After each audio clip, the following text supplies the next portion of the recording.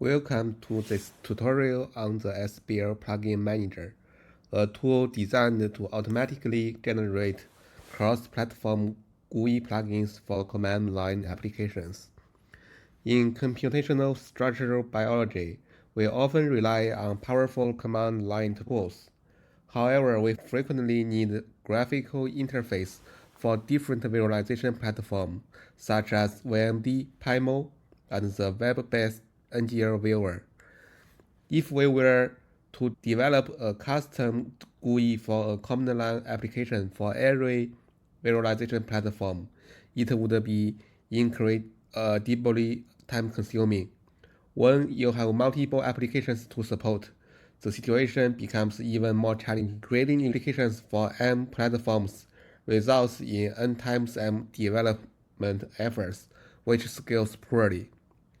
We need a solution to unify and automate this plugin building process across platforms.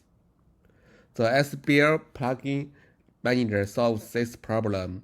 For each command line tool, the developer provides just one formal specification.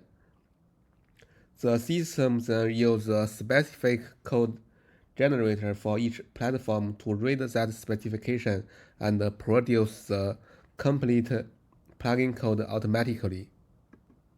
Before using the plugin manager, you must install the SBL from source, as the plugin manager is integrated directly into the SBL. You can download the SBL from the section 5.1 of the installation guide. After downloading the source code, please follow the steps in section 5.2 to compile and install SBL on your computer. Once the installation is complete, remember to reset your terminal to apply the changes. To verify the installation, we can run this command in the terminal. If it successfully prints the help message, which means the installation is working. In this tutorial, we will use this SBL application as an example.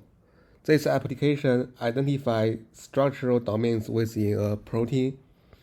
We will use this application to demonstrate how to develop the GUI plugins using our plugin manager for the command line tools. The plugin generation process follows 3 steps. The first step is plugin design. The second step is formal specification generation. The third step is plugin code generation. First, navigate to the application folder of this application. And under this folder, we create the folder named plugins and the 3 subfolders for each step.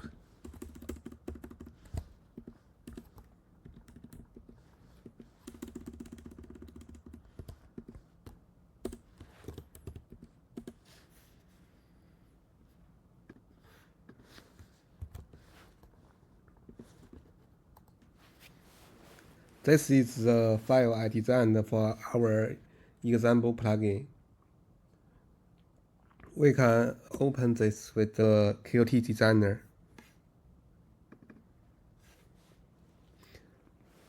It is crucial that the widget names in this file should follow the specific rules.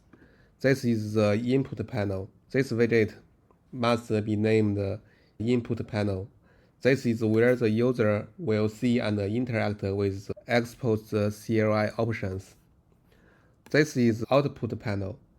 The output panels are named by their type and followed by an index. In this example, we use the output PDF1. We can add multiple output panels if needed. Supported types include PNG figure, CSV table, plain text, PDF file and HTML page. This is the update panel. The update panel must be named update panel, and this provides controls for the rerunning of the post-analysis script. We will save this file as the layout.ui in the step 1 design folder. Next, we prepare the selected flags file. This determines which options from the command line interface will appear in the GUI's input panel. Let's rerun this to get all the available options from the CLI application. We only need to pick the options we want from the CLI and list them in a plain text file.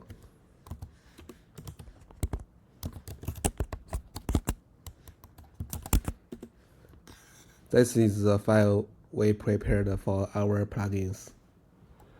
For advanced formatting and details of the format of the selected flags file, please refer to the Plugin Manager user menu.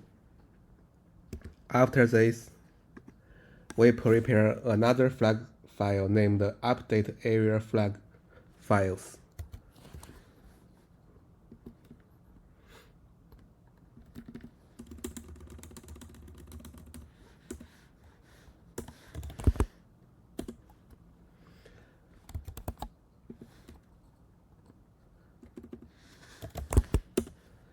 This file includes the arguments for the post-analysis script, which transforms the raw output from the command line app into the visual output displayed in the GUI. The post-analysis script is the final file we need to prepare for the plugin. The post-analysis script receives both standard and specific arguments.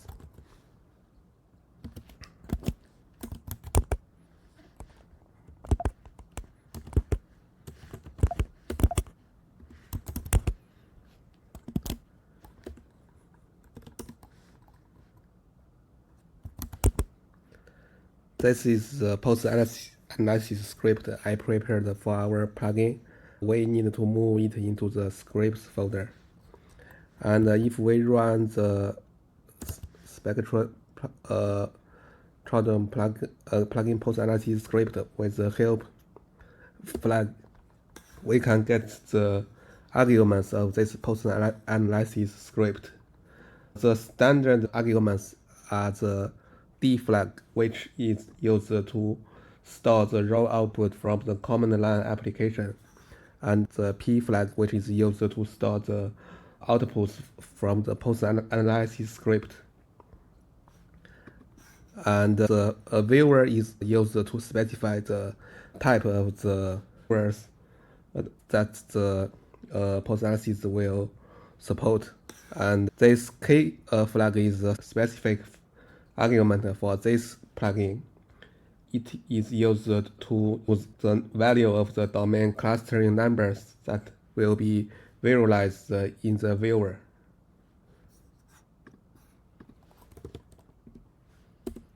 With all these 4 files ready, now we can run the generator to automatically complete the following steps 2 and step 3 to generate the plugins. We have prepared a helper script called run generator to orchestrate this process. Let's look at the content of the script. This is the key part of the script. You need to modify the specific flags to match your project. Here it points to your layout file. The exe is the command line application name, and the flags and the update flags point to your flags file. The post flag points to your post analysis script. The plugin name is the internal identifier, and the plugin title is the label the user will see in the VMD or PyMOL menus. And the format is the target format you want to generate it for this plugin. Now let's run this script. The generator processes each target platform in sequence.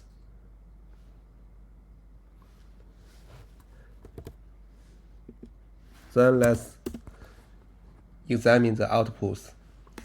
We can see that in the step 2 formal spec folder, we have the generated JSON configuration for the plugin, and in the step 3 generated code folder, we now have 3 compressed archives containing our plugins for each target. Finally, we need to go back to the root folder of SBL and run the PC run install to reinstall the SBL entire library, and this will register the newly generated plugins into the system.